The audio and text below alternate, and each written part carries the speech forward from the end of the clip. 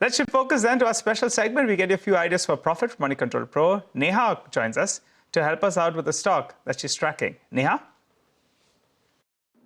Today's stock idea is DCB Bank, which has rallied more than 35% in the past 3 months. However, there is more steam left in the stock going by the earnings performance of the bank in FY25 and the current valuation, which is the real draw.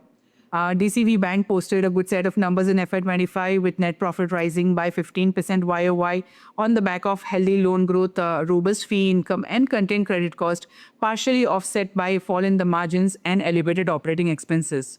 The bank's asset quality improved further with the fall in gross and the net NPA ratio. The slippage ratio has come down to the lowest in the past 5 quarters. Overall, the bank delivered return on asset of 0.9% in FY25, which is modest. However, there are levers for improvement in earnings going forward. In terms of margins, it can come under pressure due to further potential rate cut by RBI. Credit cost is already at a lower level. However, bank's operating expenses are on a higher side as it invested for growth in the past. As the balance sheet expands, operating leverage will help reduce cost-to-income ratio over the next 4 to 5 quarters. Overall, ROA improvement in FY26 can be driven by better operating efficiency, while margin and asset quality may remain stable and range-bound. In terms of valuation, the bank is currently trading at around 0.7 times book value estimated for FY27, which is very compelling.